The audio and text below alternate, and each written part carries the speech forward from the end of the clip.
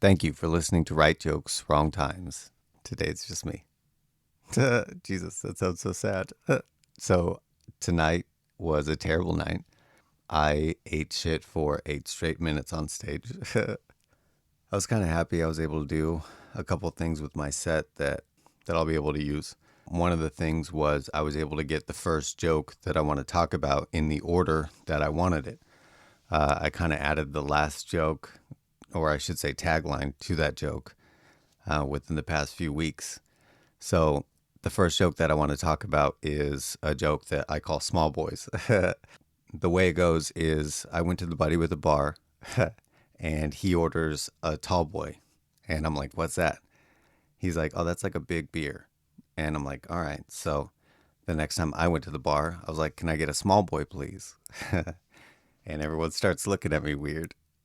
I'm like, could I get one of those younglings? And they're like, it's Yingling, sir. Do you want it dressed or undressed? And I'm like, I didn't want it dressed, but now I feel like that kind of has to be the option. you know, Jesus. And the way that I thought about that joke was one night I was doing comedy at a bar. Davey was actually sitting right next to me. They brought out somebody some drinks. Somebody had a tall boy. And I was like, oh, you never like hear small boy at a bar. Like you never hear like, can I get a small boy? Like there's no opposite of that.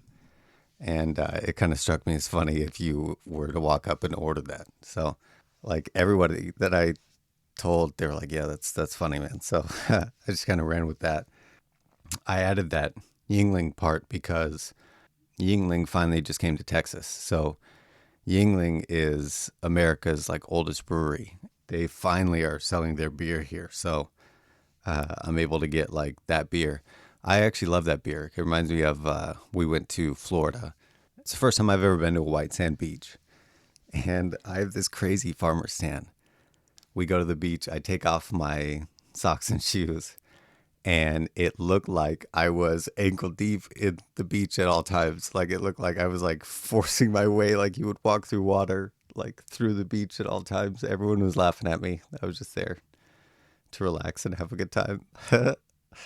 But they finally just came to Texas. And so I was driving around and there's all these billboards like, we're here, whatever. And I'm like, oh man, it kind of looks like Youngling because it's spelled like Yuengling. It was kind of easy to incorporate into this joke once I realized that. Like, oh, I could be ordering that. There's so much lingo around alcohol that I'm like so new to. And like the dressed, undressed, all that stuff, it lends itself to writing so well. It's kind of been an easy one to do. And I kind of feel like I get to take people on this roller coaster. Tonight, I did that joke in like the order that I wanted to. I felt like I was able to like word it kind of where I want to have it, which is nice because I kind of had an ending to that joke that I thought was kind of lame and it kind of left people hanging. So even though I ate shit, I think I was able to figure out that, which is really nice. Jesus. I like cheap American beers, by the way. I found out the first time I ever drank, I decided to go to the store and buy some beers. And so I messaged some people that I knew online because I don't know anybody that drank at the time. They're like, dude, you got to get Dogfish Head IPA, bro.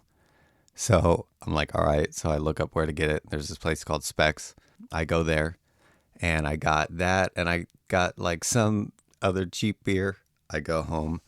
I crack open the Dogfish Head IPA and it's the worst thing I've ever tasted, man. I ended up pouring the rest down the drain. Like it was so bad. But this cheap little American lager that I bought was like so good. It just tasted like water. And so ever since then, if people are like, dude, that beer tastes like water, I'm like, I'm kind of interested in that one. I love Michelob. Everybody says it just tastes like water. It's great. I'm new to drinking. I like the watery one. And Yingling, the one that just came here to Texas, man. I like that one because it's like the only a little bit darker beer that I could take. There's like beer here that's super popular because it comes from here, Shiner. And then there's also like Lone Star beer. And they're just barely too like dark for my taste, man. They just, I can't take it. I like the little bit watery ones. But I could do a Yingling. It's like the darkest beer I can go, man. All the other ones taste like soy sauce to me. I can't do like Guinness. All right. So for the bad joke segment, I opened up my set list. I just took a look. All these jokes are just going to be terrible. I realized that, everybody says that your jokes when you start are terrible. And like truly, I look back and every joke that I have is terrible. And I'm like, well, I'm doing stuff now. Like, that means this stuff is terrible now. So I'm just realizing, like, all right, these things that I'm saying are terrible. And I'm going to look back and hopefully be better than when I was terrible. So basically, any of these jokes are terrible. I was like, I can find the bad ones. I'm like, no, I guess all these are the bad ones. So let me just read through here and I'll definitely tell you the ones that didn't work. Okay, here's a couple. There's this guy here named Jeff Davis who's a lawyer, and he has all these billboards up where, to reach him, you have to dial four. So it's like 444 444 444. And he does commercials exactly like that. So one day I was driving around and I was like, man, if I hadn't been in Mormonism, I think I could have hit more fours than someone trying to reach Jeff Davis.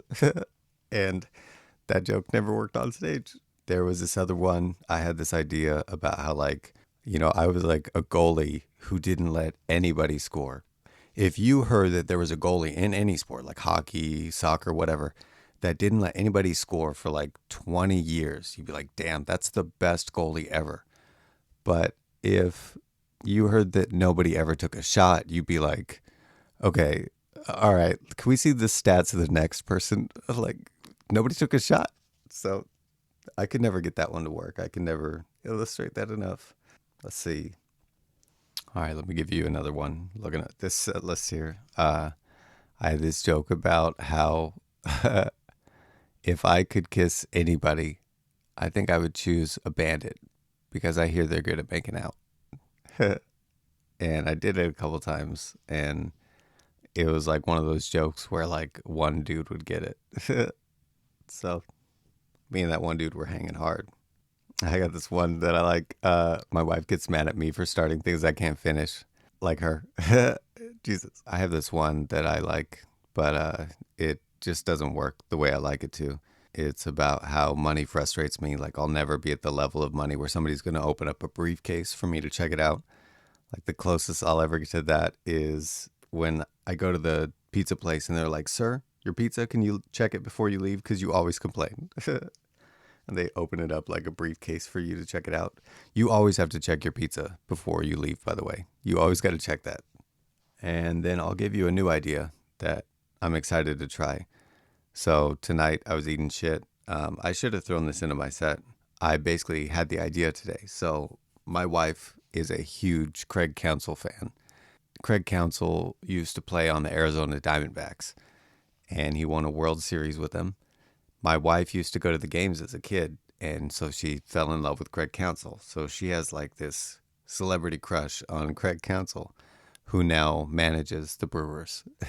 And so she's just like, she'll be like, oh, let's check in on Craig, like, so we'll go check in on the Brewers game and stuff.